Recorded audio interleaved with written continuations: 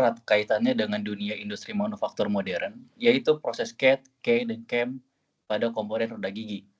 Di dalam presentasi ini, kami akan menjelaskan bagaimana sebuah roda gigi yang kelihatannya cuma komponen berputar, sebenarnya melewati proses yang cukup panjang, mulai dari desain di komputer, kemudian analisis melalui simulasi, hingga akhirnya diproduksi di mesin CNC dengan bantuan teknologi CAM. Secara garis besar, alur yang akan kami bahas adalah yang pertama, pengantar tentang CAD, CAD, dan CAM serta peranannya dalam rekayasa roda gigi. Kedua, tahapan desain roda gigi menggunakan CAD dan parameter-parameter penting yang harus diperhatikan. Ketiga, analisis menggunakan CAD untuk melihat tegangan dan kelelahan pada roda gigi. Keempat, penerapan CAM dalam proses manufaktur dan pemesinan roda gigi serta tahapan quality control. Selanjutnya akan dijelaskan lebih lanjut oleh saudara saya Randy. Oke, selanjutnya ini kita pertama masuk ke dalam pengantar CAD dan juga CAI dan juga CAI. Dan buat yang pertama itu kita akan membahas tentang CAD atau namanya computer aided design. Nah, CAD itu mempermudah proses desain dengan memungkinkan perangkat cepat dan teknologi yang presisi dan meningkatkan akurasi desain dan memudahkan kolaborasi antara engineer dan desainer. Nah, jadi CAD itu lebih ke mendesain suatu komponen dalam bentuk 2 dimensi dan juga 3 dimensi sebelum diproses melalui CAI dan juga CAI. Bila contoh software-nya itu ada SolidWorks, CATIA, dan juga Inventor. Nah, itu ada CAI. Nah, CAI ini kepanjangannya itu Computer Aided Engineering. Nah, teknik simulasi CAI itu memungkinkan engineer untuk membuat prediksi kinerja dalam berbagai kondisi, sehingga memungkinkan pengambilan keputusan desain informasi dan mengoptimalkan ketahanan produk sebelum proses manufaktur itu dimulai. Jadi setelah kita mendesain 3D model 3 dimensinya pada CAD, kita akan melanjutkannya itu ke tahap CAD atau computer aided engineering untuk mensimulasikan tentang bisa tentang beban dan juga tentang analisis alirannya sebelum masuk ke tahap produksi. Nah, ini kan terakhir itu ada CAM atau Computer Aided Manufacturing. Nah, CAM itu memiliki presisi, efisiensi, dan juga mengurangi waktu teknik produksi, memungkinkan model CAD itu menjadi instruksi untuk mesin produksi seperti mesin CNC. Oke, jadi setelah proses desain di dalam CAD, tadi kita simulasi ke CAE, dan yang terakhir ketika simulasi itu sudah sesuai dengan standar yang sudah ada, maka kita akan memproduksinya dengan bantuan CAE. Selanjutnya ada proses desain CAD. Nah, proses desain CAD itu melibatkan pembuatan representasi digital yang presisi dari roda gigi secure. Model ini kan berfungsi sebagai dasar untuk analisa dan juga menfokus unitnya buat memastikan kinerja dan kesesuaian yang juga optimal. Buat parameter CAD ini yang pertama itu dan modul. Nah, modul ini tuh menentukan ukuran gigi pada roda gigi yang mempengaruhi kekuatan dan kompatibilitas dengan roda gigi lainnya. Selanjutnya kita akan parameter kedua itu ada sudut tekan atau angle-tekan. Sudut tekan itu mempengaruhi distribusi beban pada roda gigi serta kehalusan operasi selama proses pengujian. Yang terakhir itu ada jumlah gigi. Nah, jumlah gigi itu menentukan lokasi roda gigi dalam sekitar sehingga mempengaruhi kinerja keseluruhan dari roda gigi tersebut.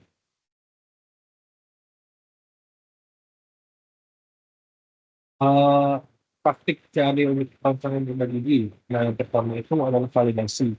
Nah, proses validasi itu melibatkan untuk memastikan rancangan dan memenuhi spesifikasi yang telah ditetapkan. Selanjutnya kita itu akan melakukan sebuah dokumentasi yang tersusun dengan baik untuk mempermudah modifikasi desain di masa mendatang. Selanjutnya itu kolaborasi. Nah, kolaborasi dalam penerapan itu menjadi kualitas desain dan juga mendorong inovasi. Jadi dalam sebuah perancangan roda gigi itu kita yang pertama itu perlu validasi, entah itu dengan jurnal dan sebagainya. Selanjutnya setelah kita validasi dalam bentuk CAD dan juga CAE, kita akan melakukan implementasi buat mempermudah modifikasi untuk isi desain yang di masa mendatang. Dan setelah itu kita akan melakukan kolaborasi dengan dengan engineer lainnya untuk meningkatkan kualitas desain dan juga mendorong inovasi. Lanjut kita ke tahapan desain CAD. Yang pertama itu ada pengembangan konsep. Nah, pada tahap pengembangan konsep ini tuh perancang melakukan brainstorming dan membuat sketsa ide buat spurgir. Terus kita menentukan parameter utama seperti reform dan juga fungsi dari spurgir itu sebagai landasan buat penyusunan model digital. Lalu yang kedua itu ada pengerjaan detail. Yang tahap ini tuh mencakup pembuatan model 3D detail spurgir pada perangkat lunak CAD yang memastikan seluruh spesifikasi terpenuhi serta mengintegrasikan elemen-elemen desain untuk mencapai kinerja detail. Dan yang terakhir itu ada validasi desain. Tahap ini tuh mencakup validasi desain melalui simulasi dan juga prototype untuk memastikan spurgir memenuhi seluruh standar yang dipersyaratkan bisa dimasuki proses konstruktif. Untuk selanjutnya itu akan dijelaskan oleh saudara saya Philip Dominic. Untuk yang berikutnya yaitu memahami analisis CAE untuk simulasi roda gigi. Untuk simulasi roda gigi ini ada dua parameter yang akan dibahas. Yang pertama itu meliputi stres, yaitu menganalisis pengaruh beban terhadap integritas struktur roda gigi, dan juga fatigue, yaitu mengevaluasi ketahanan jangka panjang roda gigi terhadap pembebanan siklik. Lalu yang berikutnya, jenis simulasi pada CAE. Yang pertama ada analisis tegangan atau stres. Analisis tegangan mengevaluasi bagaimana gaya mempengaruhi unjuk kerja roda gigi dengan mengidentifikasi titik-titik tegangan kritis yang berpotensi menyebabkan kegagalan. Simulasi ini memastikan desain mampu menahan beban operasi secara efektif. Lalu yang berikutnya adalah analisis kelelahan atau fatigue. Analisis kelelahan menilai ketahanan roda gigi terhadap waktu dengan mensimulasikan siklus tegangan berulang untuk memprediksi potensi kegagalan. Proses ini sangat penting untuk menjamin keandalan jangka panjang pada aplikasi roda gigi. Yang berikutnya, properti material dalam analisis CAE, yaitu untuk memahami bagaimana karakteristik utama material, yang meliputi yaitu pertama modulus elastisitas. Modulus elastisitas mendefinisikan kekakuan suatu material, menunjukkan seberapa besar deformasi yang terjadi ketika diberi tegangan, dan menjadi parameter penting untuk menjamin kinerja roda gigi saat menerima beban. Yang kedua, kuat luluh atau yield strength. Kuat luluh merupakan tegangan maksimum yang masih dapat ditahan material sebelum mengalami deformasi permanen atau deformasi plastis. Parameter ini penting untuk menilai ketahanan dan keandalan komponen roda gigi selama operasi. Lalu yang berikutnya adalah batas kelelahan. Batas kelelahan menunjukkan tegangan maksimum yang dapat ditahan material untuk jumlah siklus pembebanan yang sangat besar, yaitu hingga mendekati tak hingga, tanpa mengalami kegagalan, sehingga sangat krusial bagi roda gigi yang bekerja di bawah kondisi pembebanan berulang. Lalu yang berikutnya, kondisi pembebanan dan kondisi batas pada CAE. Di sini ada dua parameter yang akan dibahas, yaitu analisis pembebanan, yaitu menganalisis bagaimana gaya memengaruhi unjuk kerja roda gigi. Lalu yang kedua adalah kondisi batas, menetapkan kendala atau constraints pada model untuk memperoleh hasil simulasi yang akurat. Lalu yang berikutnya, analisis hasil simulasi CAE. Interpretasi data simulasi sangat krusial dalam proses validasi desain roda gigi. Engineer mengevaluasi tegangan, deformasi, dan faktor keamanan untuk memastikan kinerja memenuhi persyaratan, sehingga mendorong dilakukannya penyesuaian dan penyempurnaan desain yang diperlukan guna memperoleh hasil yang optimal. Untuk penjelasan berikutnya akan dijelaskan oleh saudara saya Nico. Baik, selanjutnya ada meningkatkan desain melalui insight hasil simulasi. Di sini optimasi desain roda gigi berdasarkan hasil analisis CAE sangat penting untuk meningkatkan kerja dan ketahanannya. Dengan menganalisis distribusi tegangan, mengidentifikasi titik lemah, serta menyempurnakan pemilihan material. Engineering dapat meningkatkan kemampuan roda gigi dalam menahan beban operasi. Strategi yang diterapkan antara lain memodifikasi geometri yang guna untuk mengurangi konsentrasi tegangan. Yang kedua, memilih material dengan ketahanan kelelahan atau fatigue yang lebih tinggi. Yang ketiga, menerapkan iterasi desain berdasarkan umpan balik hasil simulasi. Pendekatan iteratif ini memastikan bahwa produk akhir tidak hanya memenuhi spesifikasi desain, tetapi juga beroperasi secara efisien pada kondisi aplikasi nyata, sehingga umur layan meningkat dan biaya perawatan dapat dikurangi.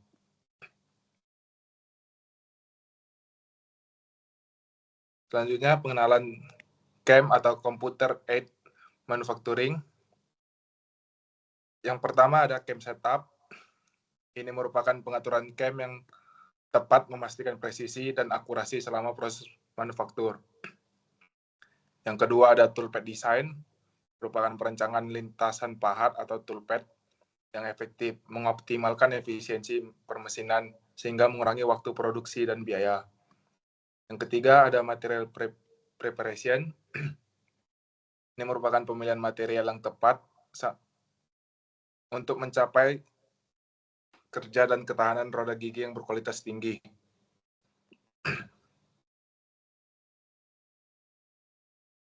Selanjutnya ada strategi toolpad CAM untuk pemesinan yang efisien.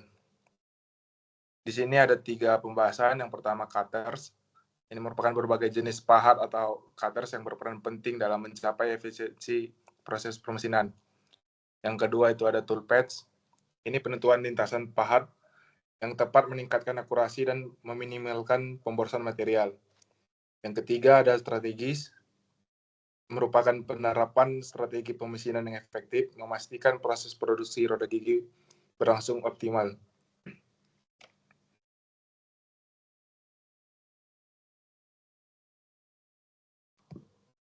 Selanjutnya ada pengaturan CAM dan fixturing untuk presisi permesinan. Yang pertama fixturing yang tepat memastikan posisi benda kerja tetap stabil dan aman. Yang kedua ada calibration atau kalibrasi. Kalibrasi yang akurat sangat krusial untuk mencapai pemesinan yang presisi. Yang ketiga itu ada tool selection. Pemilihan perkakas atau pahat yang tepat sangat mempengaruhi kualitas hasil pemesinan. Yang ketiga ada safety measures. Penerapan prosedur keselamatan kerja memastikan lingkungan kerja yang aman.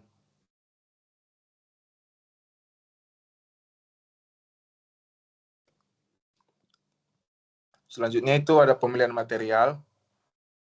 Di sini ada 3 pembahasan. Yang pertama metal alloy.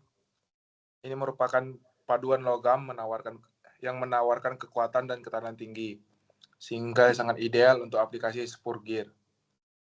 Yang kedua itu ada plastik dan composite.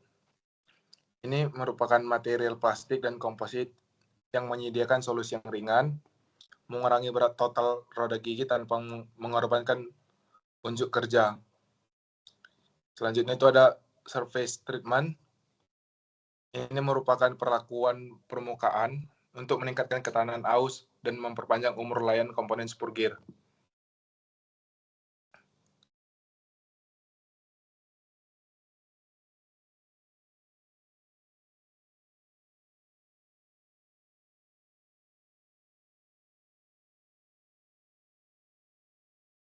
Oke, selanjutnya di bagian saya akan fokus pada proses di mesin CNC, teknik pemesinan roda gigi, bagaimana kita menjaga presisi, dan terakhir menyimpulkan keseluruhan alur yang sudah dijelaskan. Jadi pada slide ini kita melihat apa yang terjadi pada proses yang terjadi setelah proses di CAM selesai, yaitu tahap post-processing dan eksekusi di mesin CNC. Setelah toolpad direncanakan di CAM, software akan menghasilkan G-code, yaitu sekumpulan perintah yang berisi instruksi gerakan pahat, kecepatan putar, kecepatan pemakanan, dan sebagainya. Jadi G-code ini kemudian dikirim ke mesin CNC. Di mesin, operator akan mengatur fixturing dan posisi benda kerja, memasang pahat sesuai yang sudah direncanakan, dan menjalankan program G-code tersebut. Jadi setelah proses pemesinan selesai, biasanya dilakukan pemeriksaan awal untuk melihat apakah dimensi dan bentuk roda gigi sudah mendekati spesifikasi. Jika masih ada selisih kecil, bisa dilakukan penyesuaian atau proses finishing tambahan. Next.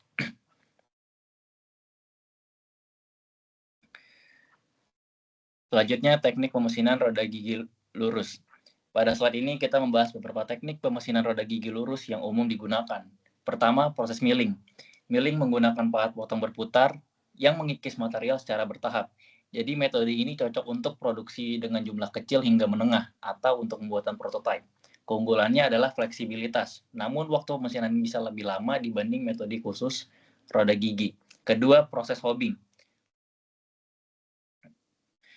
Hobbing menggunakan pahat berbentuk seperti ulir yang disebut hop. Proses ini sangat efisien untuk produksi massal roda gigi. Karena pemotongan dilakukan secara kontinu, banyak industri otomotif menggunakan hobbing untuk menghasilkan roda gigi dalam jumlah besar dengan kecepatan tinggi. Ketiga, proses shaping. Shaping menggunakan pahat yang bergerak naik turun dan secara bertahap membentuk profil gigi. Metode ini berguna untuk kondisi tertentu, misalnya ketika bentuk atau posisi roda gigi tidak memungkinkan untuk dikerjakan dengan hop biasa atau untuk internal gear. Pemilihan metode pemesinan ini bergantung pada jumlah produksi, tingkat akurasi yang dibutuhkan, serta biaya dan waktu yang tersedia. Next. Selanjutnya, menjaga presisi dalam proses manufaktur. Pada slide ini kita fokus pada bagaimana menjaga presisi selama proses pembuatan roda gigi.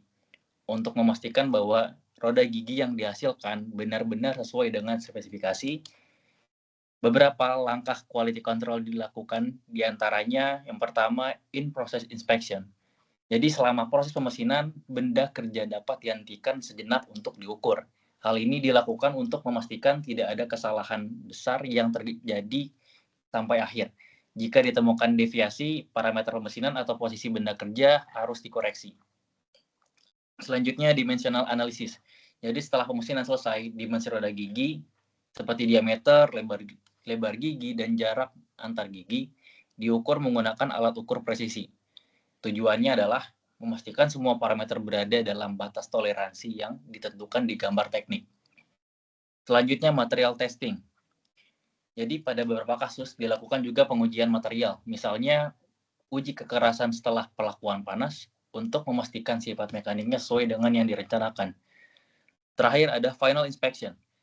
Sebelum roda gigi dinyatakan siap pakai, dilakukan pemeriksaan akhir secara menyeluruh. Langkah ini penting untuk mencegah roda gigi yang cacat masuk ke dalam sistem, karena roda gigi yang tidak presisi bisa menyebabkan getaran, kebisingan, bahkan kerusakan komponen lain. Next.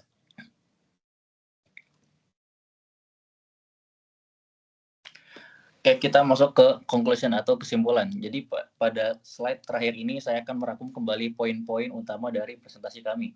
Pertama, kita melihat bahwa CAD, dan CAM membentuk satu alur kerja yang terintegrasi dalam rekayasa roda gigi.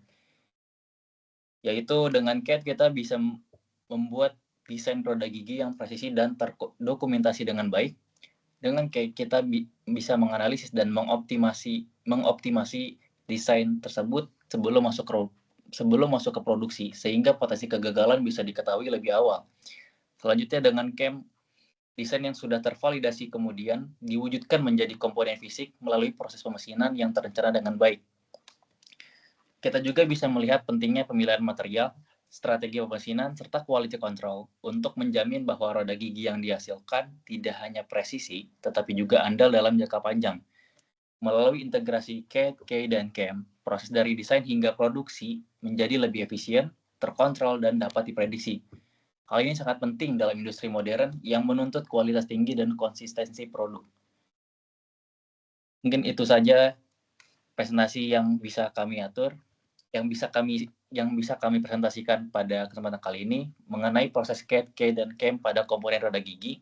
Terima kasih banyak atas waktunya. Mohon maaf apabila ada kesalahan. Wassalamualaikum warahmatullahi wabarakatuh.